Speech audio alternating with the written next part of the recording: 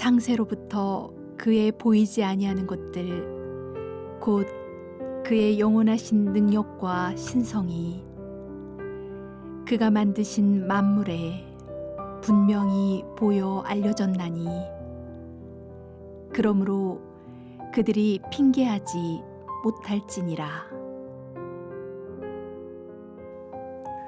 하나님을 보여주세요. 그러면 믿겠습니다. 이렇게 말하는 분들이 있습니다.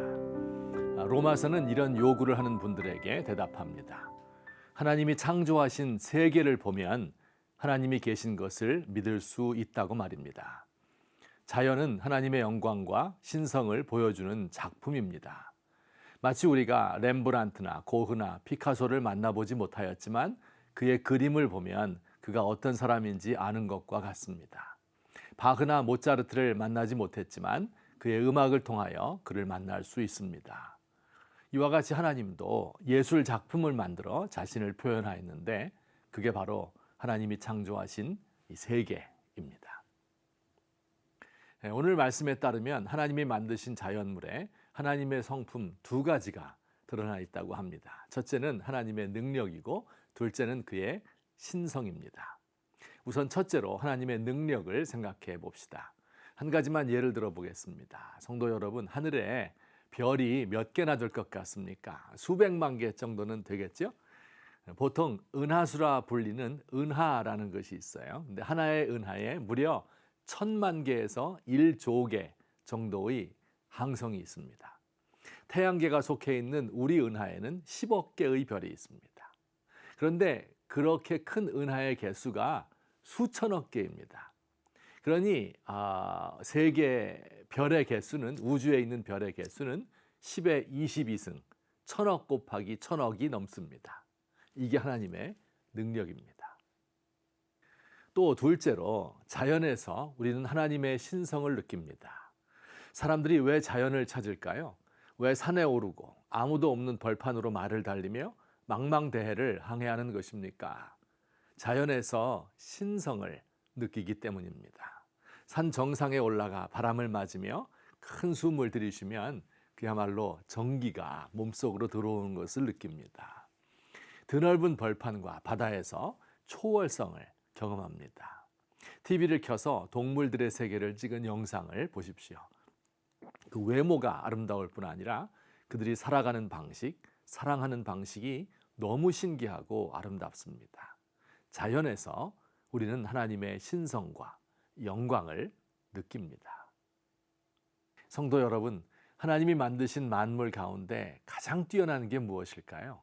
바로 하나님의 형상을 따라 만들어진 인간입니다.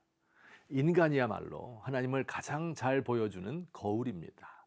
인간을 가만히 살펴보면 신기하기 그지없습니다. 예를 들어 언어 능력을 생각해 봅시다. 사람이 태어나서 맨 처음으로 말 배우는 것이 신기하죠. 처음에는 엄마, 아빠, 맘마 이런 간단한 단어를 말하고 점차 그 단어들을 서로 연결시킵니다. 주어, 동사, 목적어를 사용하여 문장을 만들고 좀 더 지나면 형용사, 부사를 만들어 말을 아름답게 합니다. 시를 짓고 소설을 쓰며 감정을 표현하고 사랑을 고백합니다.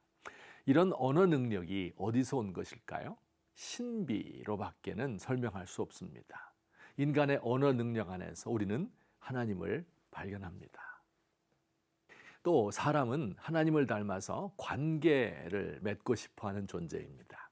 연인들이 서로의 눈을 지그시 바라볼 때 삶에 충만함이 있고 자식 입에 밥숟가락 들어가는 것을 바라보면서 또 글 읽는 소리를 들으면서 고생한 보람을 느낍니다. 친구들이 함께 밤을 새워 이야기하며 뜻을 나누는 것이 얼마나 행복한 일인지 모릅니다. 사랑으로 가득한 인간관계는 삼위 하나님의 관계를 보여줍니다. 하나님께서 사람에게 주신 하나님의 형상 가운데 하나는 선과 악을 구별하는 능력입니다. 모든 사람에게 양심을 주셨지요. 또한 하나님이 창조하시는 것처럼 사람도 창조합니다. 음악과 미술, 시와 소설과 영화와 연극, 토목과 건축, 학문 연구 등에서 창조력을 발휘합니다. 마지막으로 하나님이 인간에게 주신 선물은 바로 하나님을 알 수 있는 마음입니다. 초월을 사모하는 마음, 종교의 씨앗이라고 부릅니다. 성경은 하나님을 알 만한 것이 사람들 속에 보입니다. 하나님께서 이를 그들에게 보여주셨느니라고 말씀합니다. 이렇게 많은 증거가 있음에도 불구하고 하나님이 살아계심을 믿지 않는 사람을 가리켜 성경은 불의로 진리를 막는 사람들이라고 표현합니다. 하나님을 아는 지식이 우리 모든 인간에게 있습니다. 우리가 그 마음을 억누르지만 않는다면 우리는 어디서나 하나님을 발견할 수 있습니다.